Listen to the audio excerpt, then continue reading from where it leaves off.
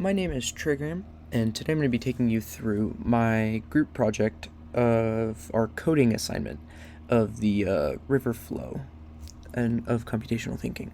So I've split my code up into 6 different files, and those files are going to be 2 base modelings, one for each model type, a function, and then the user interface itself.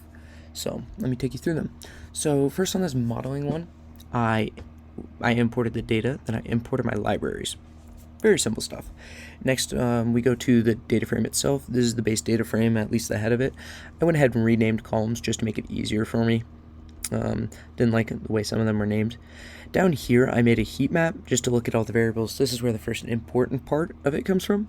So, as you can see, the temperature variables are all directly related. So I chose to eliminate maximum and minimum and just take average as it was the middle of the two. And so I was going to use that as a variable later.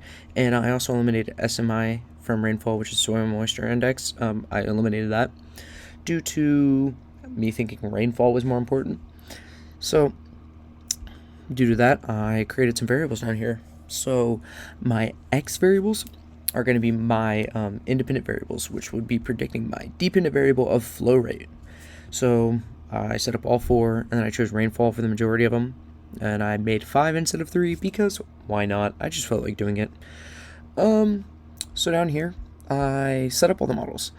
So I used each different feature column down here, and I made a different prediction model for each of them using just linear regression for all of them. So all 5 models use linear regression. Once I calculated all my predictions, I came down here to calculate the errors. And I set the errors up into a data frame to make it look a lot easier. So whenever I looked at it, I mainly used root mean squared error and R squared because I found those two are more important. But I mean, root mean square is mean square error, so what's the difference? There is none. But I just felt root mean square error and R squared were more important. So using those, I was able to determine that model 2 was most accurate as it had a R squared of 0.007 and root mean square of 26.02, which were I felt like between the two were closer than number 3. And so after that, I set up a kind of basic model in here just to play around with to see what I could do. And later I set it up in another file to run. So down here are the questions. I'm going to be answering more of these later, but Kaylee Carter and Maddie Walker helped me with these, so they're going to be talking about some of it in their parts of their videos. So now we go to my function file. In my function file, it's very simple, very clean. That's why I set it up this way. So I import the data, import my files, and then I create a data frame, and I run the function. That's all there is to it. I used model 2 in this function as, like I said, I predicted it to be the most accurate. So then now we would go to our user interface. So up here you can read through it, and it tells us to run the box of code below. So we run this. What that does is it prepares it runs the file in the back, and it preps it onto this file, so that way we're able to use any functions in there, which we're going to use user interface. So what we're going to do is we're going to enter the amount of rainfall received. We received 23, which means our flow rate is 0. So if we would want to enter another value, we can enter 1, and we can put in another number. Let's put in 45. With 45, we have a flow rate of 16.2. Let's do one last one. So we're going to enter in 30.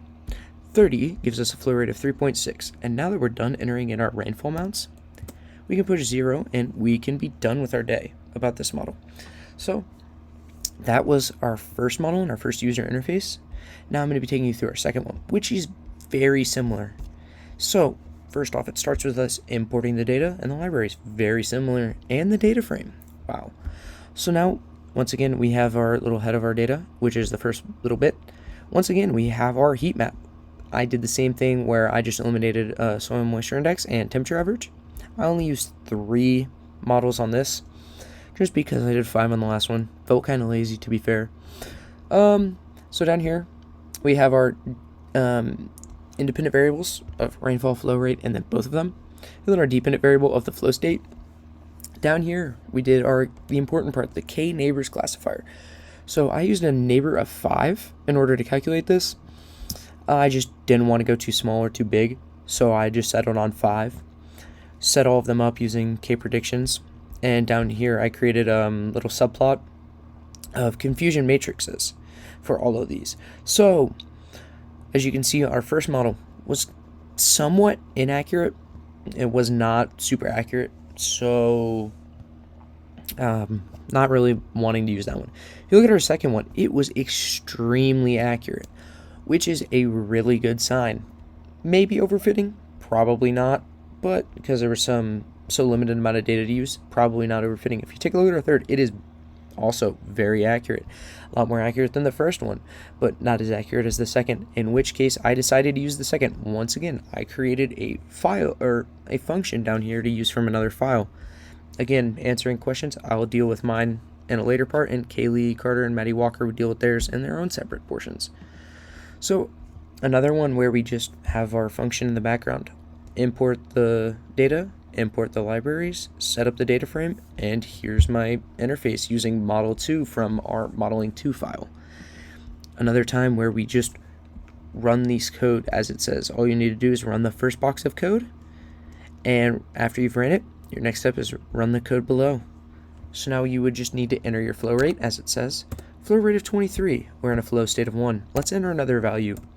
So what would our flow rate be here? Let's go 0. So the Colorado River is not flowing. It has a flow state of 0. And if you want to be done there, the model says you're done.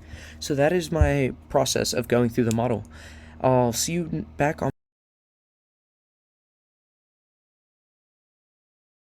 Hey y'all, my name is Kaylee Carter, and my main responsibility in the project was to do the literature portion as well as to really understand what Streamflow prediction was. The way I did this and researched this topic was I first read the articles that Dan Miller had sent us, and then I did some research of my own in order to really understand how Streamflow prediction was important to all of us and the different variables and techniques that engineers would use in order to get an accurate reading. And then I also wanted to understand how this applied to civilization and how to function correctly. Many questions did arise, such as how rainfall would affect the flow rate of the Colorado River. And after understanding this and putting it into words, I would send it off to my peers in my group, and we would all discuss and make corrections on the paper.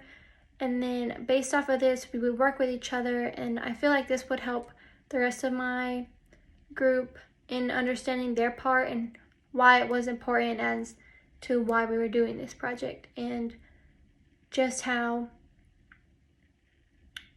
everything really did connect together for each of our parts.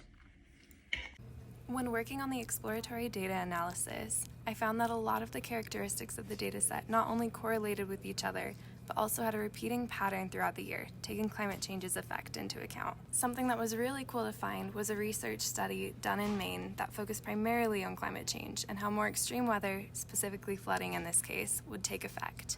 Our team collaborated well, especially on dissecting the data, which ultimately made the project feel a lot smoother and straightforward. With the first modeling, we tried not to overfit the data, so we simply used the rainfall and temperature average.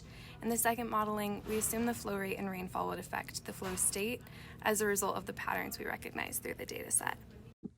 Hello, my name is Trigger Am. So you started with me and now you're gonna end with me.